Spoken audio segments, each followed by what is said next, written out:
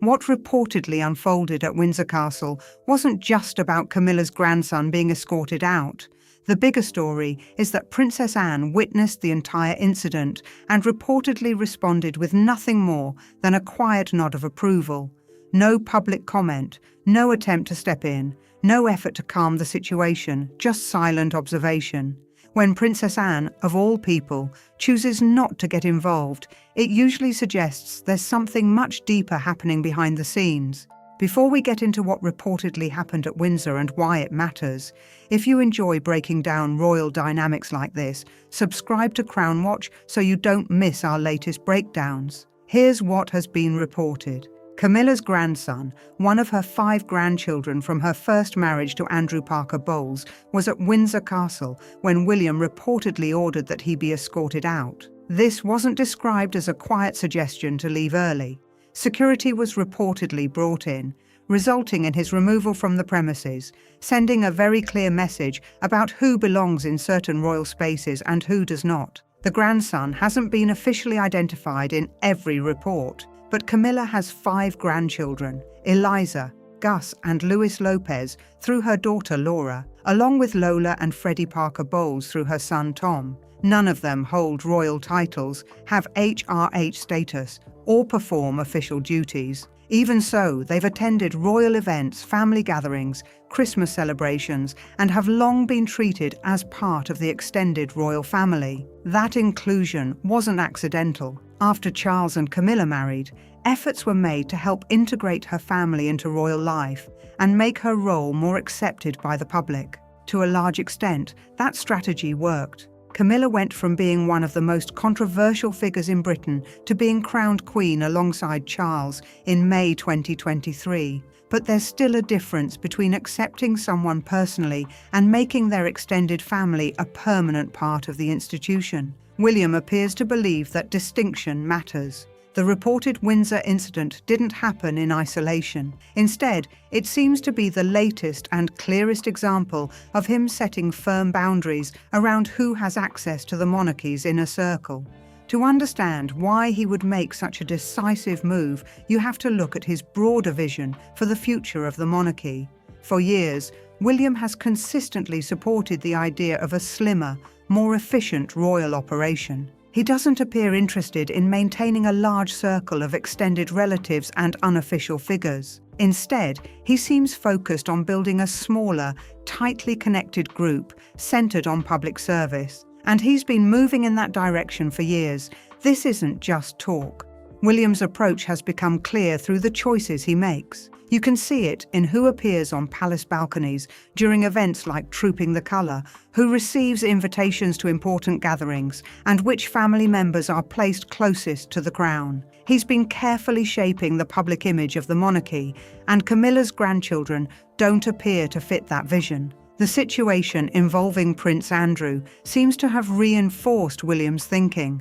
Andrew became one of the monarchy's biggest public relations problems because of his links to Jeffrey Epstein, the widely criticised BBC Newsnight interview, and the continuing controversy that followed. William was reportedly frustrated not only by Andrew's actions, but also by how slowly the palace responded. He reportedly wanted faster action and later encouraged Charles to remove Andrew's royal titles in late 2025. That showed William's willingness to make difficult decisions about who remains within the royal fold, even when close relatives are involved. If that approach could apply to a prince by birth, it's easy to see why Camilla's non-royal grandchildren, who hold no official position, might be viewed differently. Things become even more interesting when you look at the timeline. Camilla's family attended the 2024 Christmas celebrations at Sandringham for the first time, a move many saw as a sign they were becoming more accepted within the wider royal family. Then, in December 2025, it was announced that Camilla's 2 children, Tom Parker Bowles and Laura Lopes, would not join the King and Queen for Christmas at Sandringham. Tom confirmed the news himself. The official explanation was that the gathering would be smaller and more private because Charles was continuing cancer treatment. But there's another detail worth noting. Beatrice and Eugenie still attended Sandringham that year, despite their father, Andrew, losing his royal titles. They remained present at the family gathering. Camilla's children, however, were absent. So when the palace described the celebration as family-focused, it appeared the focus was on the Windsor family rather than Camilla's relatives. That's a noticeable change. And when you combine that Christmas exclusion with William now physically removing Camilla's grandson from Windsor, a pattern becomes pretty hard to ignore. What makes this sequence of events stand out is the timeline itself. Rather than looking like one isolated incident, it appears to show a gradual shift in who is considered part of the monarchy's inner circle. Royal families often communicate through symbolism just as much as public statements. Receiving a place at the Christmas table at Sandringham signals acceptance. Being escorted out of Windsor by security sends a very different message. In 2025, Camilla's family was absent from the Christmas gathering. Now, one of her grandsons has reportedly been removed from a royal residence. Whatever explanation is offered, many observers believe the symbolism is difficult to ignore. The relationship between William and Camilla has long been viewed as more complicated than it appears in public. Publicly, they've often presented a united front. During the Andrew controversy, they reportedly shared the view that firm action was needed to protect the monarchy. But agreeing on one issue doesn't necessarily erase years of complicated family history. Camilla's relationship with Charles was closely tied to the difficult period surrounding the end of William's parents' marriage. Diana famously described her marriage as crowded, and that remark became one of the defining moments of the royal story.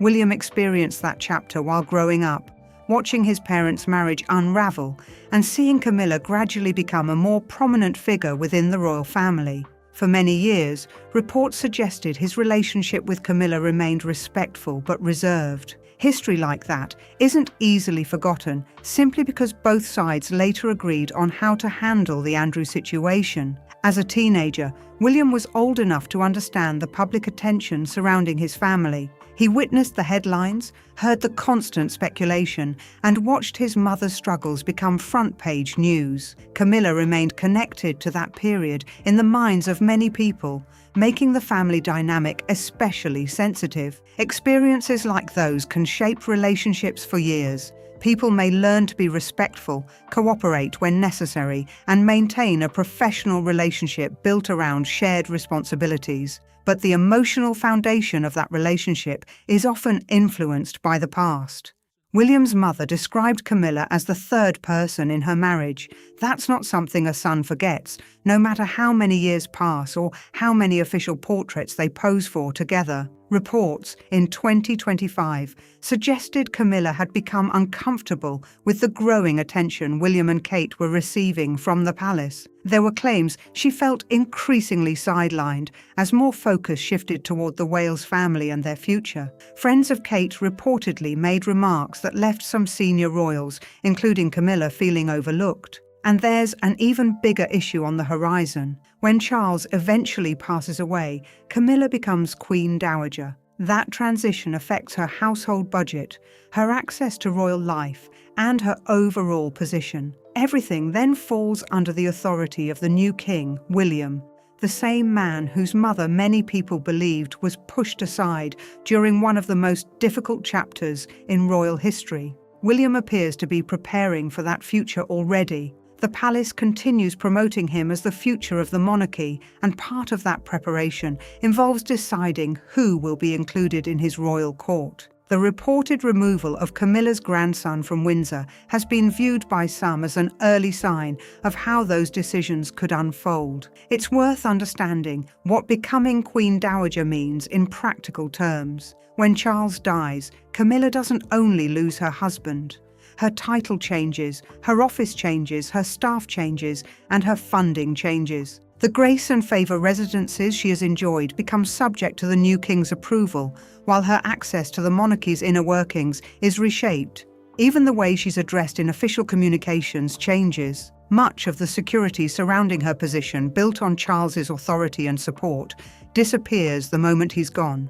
The person responsible for deciding what comes next would be William, the same William who was 14 when his mother gave the Panorama interview and spoke about there being 3 people in her marriage. That same William has spent decades building a calm and disciplined public image while carrying deeply personal family history. He will eventually have enormous influence over Camilla's future role. From that perspective, it's understandable why the transition could be viewed as significant, regardless of how cordial things may appear publicly. This also brings Princess Anne into the picture, and her role is especially interesting because of what she doesn't say. Anne is widely regarded as the hardest-working member of the British royal family.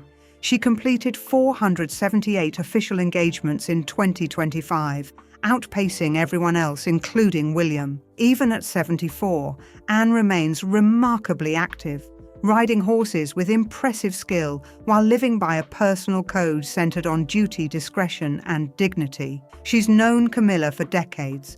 They moved in the same horse-riding circles long before Charles and Camilla's relationship became public. Anne attended their wedding in 2005 and has maintained a respectful relationship with her sister-in-law. At the same time, Anne's strongest loyalty has always been to the monarchy itself. She witnessed the impact Charles's affair had on the institution, Diana's public struggles, and the pressure placed on William and Harry. She has never publicly commented on those events. Instead, she's built a reputation for quietly carrying out her duties. So when reports claimed Anne was present during the Windsor incident and appeared to give silent approval, many saw that as significant. Anne rarely acts without purpose. Her silence is often viewed as a form of communication within a family that frequently sends messages through gestures and positioning. During the 2026 Commonwealth Day service at Westminster Abbey, cameras captured interactions involving Charles, Camilla, William, Kate, and Anne.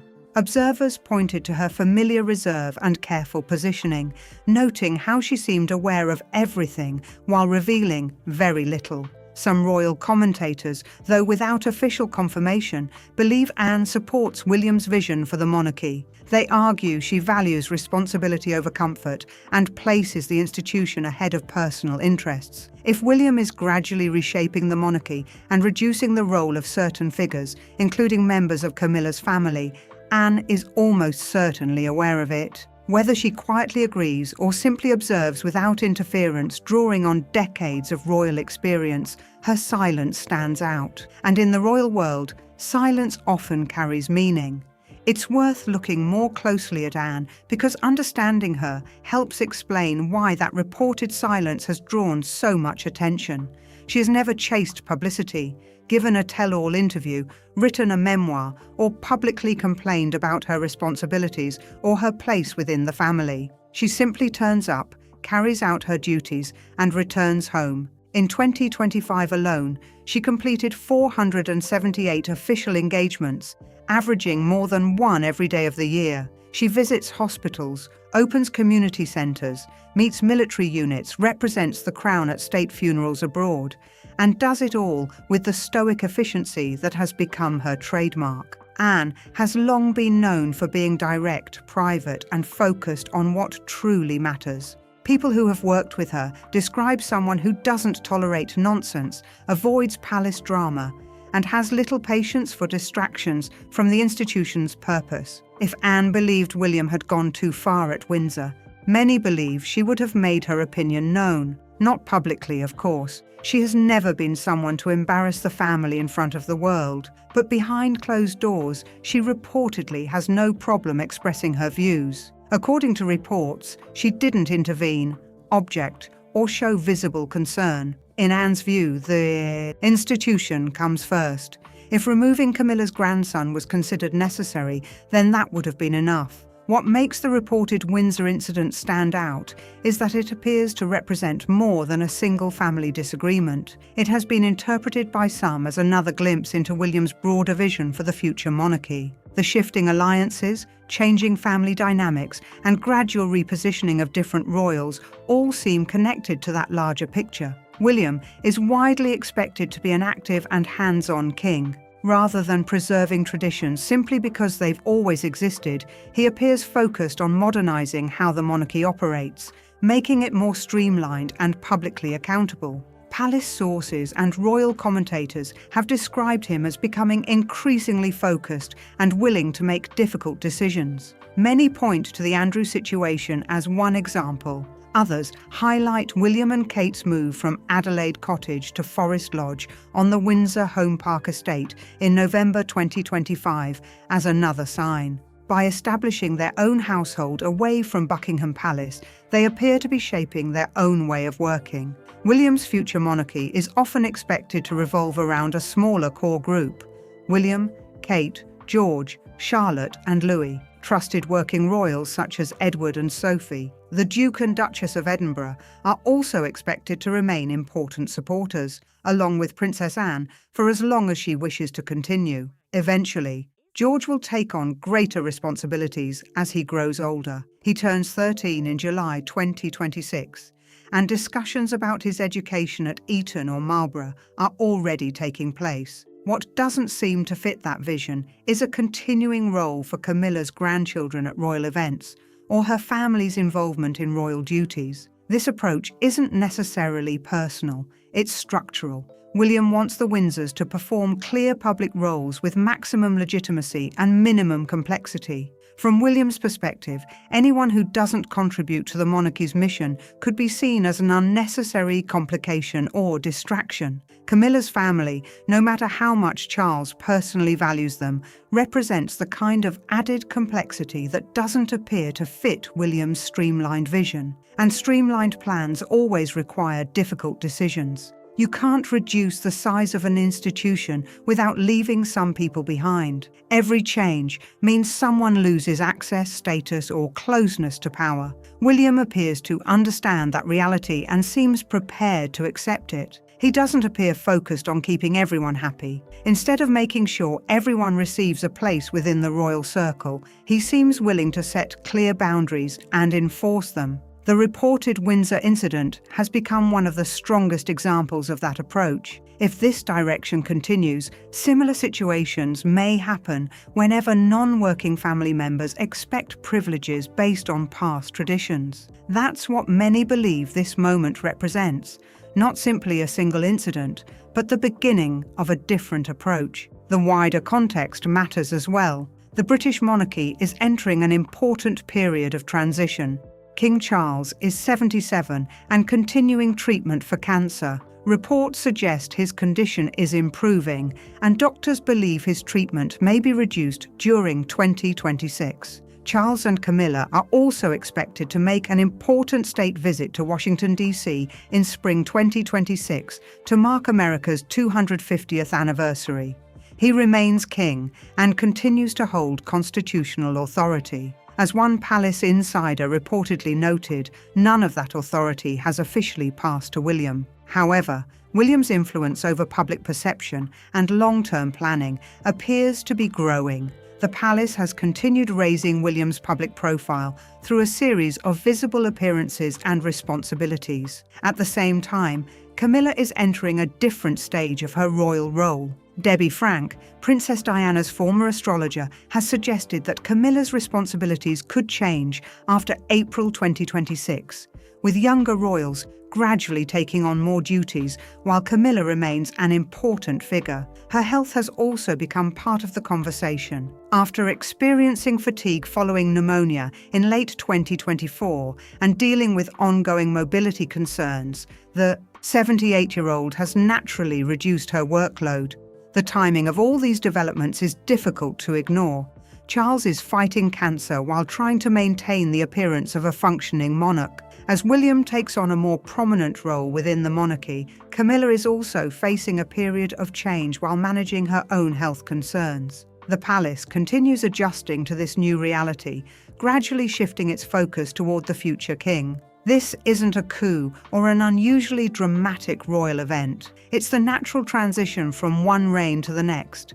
The biggest difference is that, unlike previous generations, these changes are happening in full public view instead of behind closed palace doors. Today's monarchy exists under constant scrutiny. Every appearance, decision, and reported disagreement is photographed, analysed, and debated almost instantly. William has grown up under that spotlight and appears to accept that his long-term direction will be closely watched. As Charles gradually steps back and William takes on greater responsibility, the roles of different family members are also changing. During this transition, Camilla's non-royal relatives may naturally hold less influence. Their place within royal life has always depended on their connection to Camilla rather than any official royal role. They were never working royals. Their link to the monarchy came through their grandmother's remarkable rise from one of Britain's most controversial public figures to becoming queen. It remains one of the most remarkable image transformations in modern royal history, but the opportunities that came with it were closely tied to Charles's reign.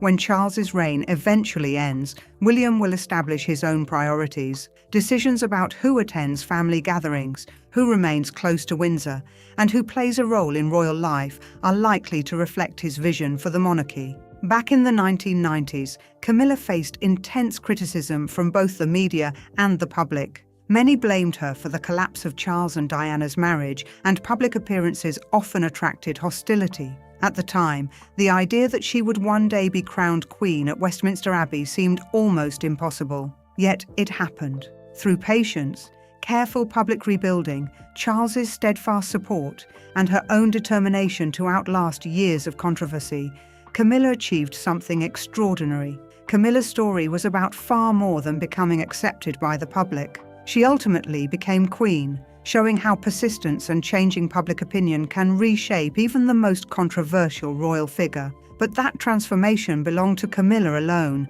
not to her extended family. The monarchy accepted Camilla because Charles supported her, and public attitudes gradually shifted. That acceptance did not automatically extend to her children or grandchildren. Their connection to the royal family is personal rather than constitutional, and many believe William sees that distinction as important for the future. The reported incident at Windsor also stands out because of its location. Windsor is now the centre of William and Kate's family life and future royal household. If the reports are accurate, having Camilla's grandson removed from that setting sent a message about who has authority there and who is considered part of the future royal circle. For many observers, the incident wasn't simply about one difficult afternoon. It reflected William's intention to establish firm boundaries around his future court. As king, he is expected to define who plays a role in the monarchy and who does not. Princess Anne is likely to continue doing what she has always done, remaining silent publicly while carrying out her duties. After decades of watching the monarchy adapt through countless challenges, she understands that duty outlasts personal drama. William is writing the next chapter of the royal story right now. The question isn't whether Camilla's family's position will change. It already is changing. The biggest question now is how far William intends to take this approach, and whether anyone, including Charles, will stand in his way. Based on the reported events at Windsor, many believe William is already shaping the monarchy's future, rather than waiting for the formal transition. For years, the expectation was that Charles would lead in his own way, and William would make changes only after becoming king. Instead, William appears to be preparing for that future now by defining the direction he wants the monarchy to take. Whether Charles fully agrees or simply accepts those changes remains unknown. Whatever the private discussions may be, William's influence appears to be growing, while the monarchy gradually shifts toward the next generation. What we're seeing may be more than a change of reign. It may also be a change in philosophy. Many royal observers believe William favors a smaller, more focused monarchy with clearly defined roles and less room for unofficial figures whose ties to the crown are based on family connections rather than official duties. If that's the future he envisions, then the reported developments involving Camilla's extended family could be an early sign of that broader direction. The message many believe came from Windsor is simple. The monarchy's next chapter may already be underway. What do you think about William's reported approach to the monarchy? Let us know your thoughts in the comments below. If you enjoyed this video, be sure to like, subscribe to Crown Watch and turn on notifications so you never miss our next royal update. Thanks for watching, and we'll see you in the next video.